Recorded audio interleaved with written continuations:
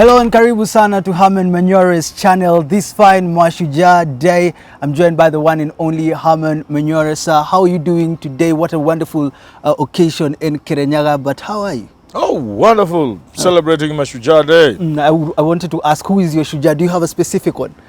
All Kenyans are my Mashujaa, especially the non-thieving class.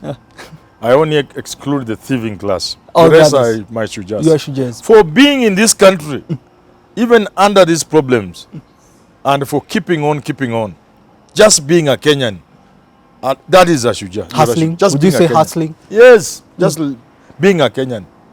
Living for tomorrow. Oh. It's not easy. Thank you so much though for tuning in. If you haven't subscribed and you're joining us for the first time, let me urge you to subscribe, join and become a member of our channel. Today's conversation is about what happened in Kirinyaga County, the Mashujaa celebrations that happened, taking a deeper look into the conversations and the speech that happened and also the celebrations. Let me start with the Deputy President. He appeared to have some light and funny moments with the President, joking a little bit here and there. Most Kenyans are saying that these guys are not beefing. It's just political games out there. Uhuru isn't even certain whether he'll support Raila come 2022. Would you say these small moments make politics for us? Well, it's good. These people are never enemies. This is just their interests. Oh.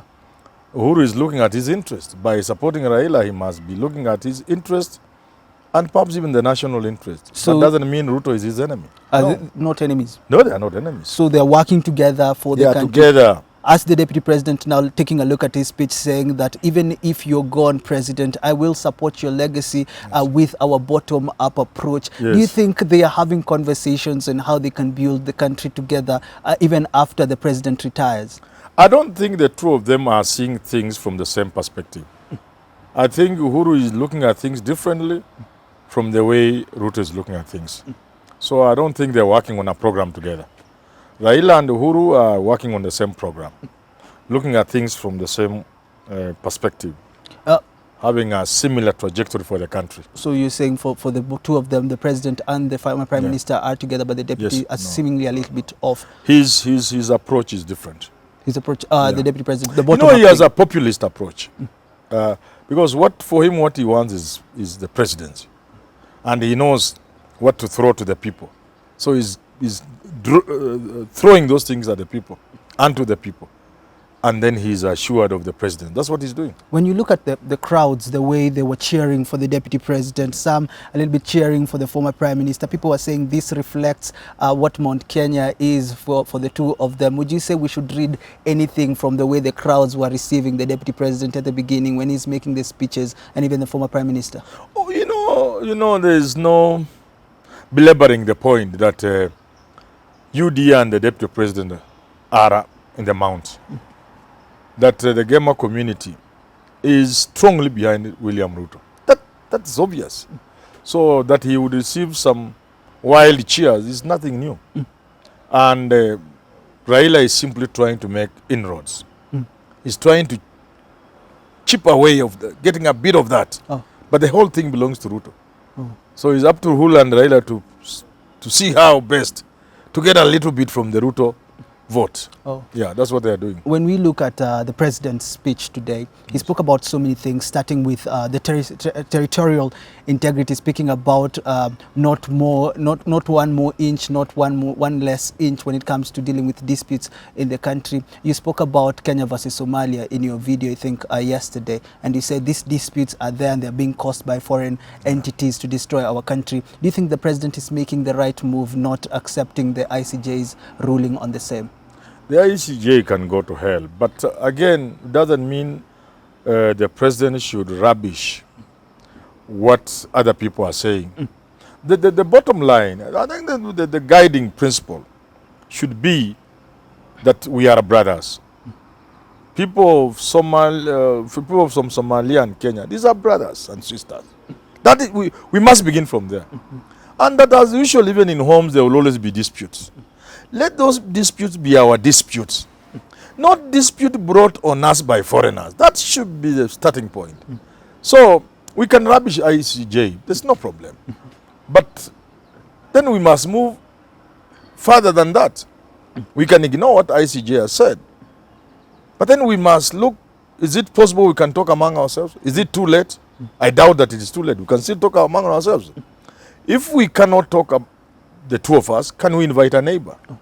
You get what I'm saying? Yeah. And we talk about the East African community. Museveni is there. Mama Hassan is there. Yeah. And the others are around us. If that proves to be too neighborly for effect, we can go to AU. Oh. And we can go on and on until the UN. The idea is this must be a dispute between two brothers. Oh. And it must remain like that. What do you see as the consequence of this dispute going on for long? What will be the consequence for both countries? If it is accelerated into war, we will live to regret, all of us. First of all, you'll open your resources to foreigners the way it has happened in DRC, in the other places in Central Africa and other places in Africa, where when the two of us are fighting at home, the neighbor is benefiting. You getting it? Yeah. Secondly, a war between Somalia and Kenya is not something you want even to contemplate. Because you look at the realities of the number of people of Somali origin who are in Kenya and sharing a common border. Yeah. And you look at many other factors. You look at the religious complexities. You look at international terrorism in terms of a volatile Somalia. Because now the peace that Kenya has fought for like 10 years will come to naught. It's actually 10 years. Yeah. So that if Somalia is taken back to what it was, we have Al-Qaeda and other bad people. They will come and camp in Somalia. So it cannot help anybody. Yeah. Yeah. Okay. It won't help us. It won't help them. Before we get to the curfew, which how the president ended the speech, something that so many people have celebrated, let's talk about his achievement. He's made several, he's spoken about several things that he has done, turning COVID obstacles to opportunities, he said, looking at the tea sector, the milk production, all these things have happened within a couple of months since COVID hit the country. Would you say he has made tremendous moves since then, as he has been saying? Yeah, actually it brings to shame what William Ruto has been saying. And I was amused when Ruto says the government has done for the past 8 or so 9 years. He so that, much. Yeah. But he's been saying what that thing stopped in 2017. Yeah. He says one thing today and a couple of days later he says a different thing. And from the president's speech, you can see really in his own small way he has done a lot. Yeah. And this despite the acrimony between him and the president, the deputy president. So, and then also the COVID situation in the country. And then it's like you get surprised that so much was able to be achieved against such a serious obstacles. Yes, indeed, there's been tremendous progress. So you would say that what the president was trying to prove is that we don't need any other economical model. What we are working with currently is still working? But not that and more. What the president was saying, now that you are here, why don't you see what we have done? Proving to the DP. But this is what we have done, and the country people should be able to see. So when somebody stands up and tells you that we concentrated on BBI and did nothing else, this is not true. Okay. These are the figures, these are the facts on the ground. So you can choose. He's telling Kenyans, you can choose to be entertained by somebody throwing slogans at you and bottom up and the rest of those things. It's your choice. But if you are serious people, and I think this country is made up of serious people, this is the reality. This is what we have been able to do. These have been the challenges. Against those challenges, we have achieved this and this. But talking of really what he has done, in my thinking, is to pull the rug from under Ruto. The things that you will constitute bottom up, what you would do, Uhuru has done them several times over. He spoke about title deeds, over 5 million within 8 years. Title deeds to be able to make transactions of business is using title. Yes. He's talked about kazi kwa vijana, 10 billion shillings, some 8 billion shillings. He's talked about building secondary schools within primary schools. All the 20,000 or so primary schools to get secondary school facilities. Over 10,000 classrooms. And more than that, all the work to be done by locals as a stimulus engagement with the public. So throwing money down there to the people. And then about electricity, set to go down by about 30%. Fuel and so tremendous. Okay, moving on, the president also spoke about curfew and COVID regulations, something that Kenyans are celebrating, the end of the curfews that has been there since COVID started. Would you say now it's the right time for the president to make this decision and saying everyone can go out until whenever they want to go back home? You know, people are feeling kind of angry. You stop us to doing our small things, earning our income, making some little money. Yeah. And then you allow politicians to go and assemble huge crowds. This being unfair to the common man. But more fundamentally is that science has said that once you have a positivity rate below 5% for 2 weeks, it's good. That's good enough to relax. So the move is borne out by science. Although again, there are those who will argue our testing is so low, you cannot use it as a proper indicator. But we shall use what we have. Positivity rate below 5% for 2 weeks, sufficient to remove some of the restrictions. Do you think Kenyans will be able now to say that they will keep themselves safe from COVID, or Kenyans will go back to usual? They have an option. If they want to be foolish like it was during the Spanish flu, like we have seen in other countries during this corona, people have gone back to lockdown. I mean, it is there for us to see. It's not something you don't know. This is a leaked exam. You know, some countries have relaxed. After a month, they have gone back to lockdown, including the UK. So it's up to people to know that this, you see, there was always a balance between life and the livelihood. So on the balance of life, you put in restrictions like curfew.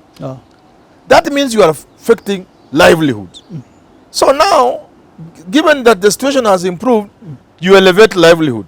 But if you think you are going to pursue livelihood solely at the expense of life, then that's your problem. You'll go back to lockdown. So the decision has been put specifically for the people. You can go out at night, but ask yourself, what is it you are doing in certain places?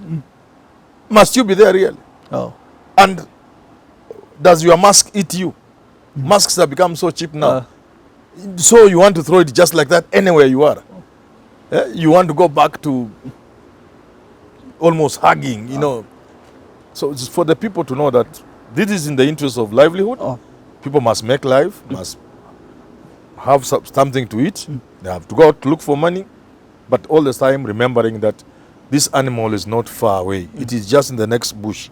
Yeah, it can come anytime. Let me finish this conversation with something someone said, that the former Prime Minister did not in his speech speak about politics. Yes. And the Deputy President went ahead to say that once we take over, we'll speak about the legacy, as I told you earlier. Yes. What does this mean for him, going to such an occasion and not politicking as the DP? But Raila spoke more politics than anybody else. He's the only one who spoke politics. He's speaking about... Yeah.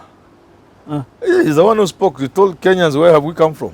The history. Yeah. But that wasn't campaigning. Yeah, you don't need to campaign.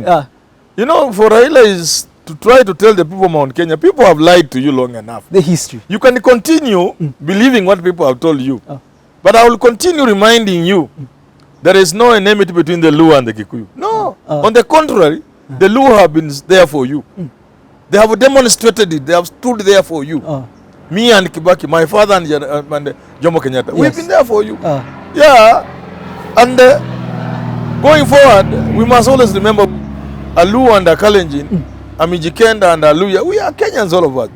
That is pregnant. That is politicking. That is pregnant. That is heavy politics. So for him, it is more heavy politics and not speaking about 2022 specific. You don't need to. But reminding people of where we've come from. You see, because now he has begun entering the mountain. So he's trying to make sure that the hostility always extended towards him is minimized. There will still be a few people who will heckle him in there, but not what we expected. I too did not expect Raila to be received the way he's being received these days. Yeah, We saw him even in my wildest imagination. I knew Uhuru and Raila will penetrate the mountain. But I'm surprised at how fast and how much and the degree of success. So he had to be very careful. These three gentlemen each had to know what to say today. They were walking in a field that is full of mines. So it was a minefield. Ruto had to mind what to say and how to say it. Uhuru had to be careful not to attack Ruto. You think if Uhuru was speaking from another place, he would have hit at Ruto. but not in Central where he's not well. Actually, he did that in Meru when he was Yes. speaking in Kikuyu, Yes. in Yes, he has to be Sagana. very careful. Yeah. And the Ruto too must be seen to be careful. Otherwise, you are going to walk into the trap that people have set for you as Ruto to show that you disrespect Uhuru. You take him for granted. You think now you have the Mount Kenya people. Yeah. So he had to be very careful. And Raila would know also, a small thing will lead into people jeering him, Yeah. jeering at him. People could heckle him. He must be very careful. Do you think this history kind of way of reminding people, speaking Yes. about Jaramogi, will it work for him? It doesn't mean it has to work 100%, but it is resonating. With the people? Yeah, because I think ultimately, if Raila and Uhuru do not get the Kikuyus, the Mount Kenya people to vote for Raila in significant numbers, they will aim at a certain generation, the older generation of people. You get it? And they know the history. The class, first of all, they'll begin with the class, the rich, the super rich, the rich, church leadership, political leadership, and then chip away and get people beyond 50, 55, 60, senior citizens. If those are able to go with Raila and Uhuru, they are good enough. They are good enough. Yeah. And that marks the end of today's conversation on politics. It has been a Mashujaa Day special, taking a look at what was happening in Kirinyaga County earlier today. I hope you had yourself a lovely day. Let's get back to work tomorrow. And until we have these conversations again, have yourself a lovely rest of your day. Good.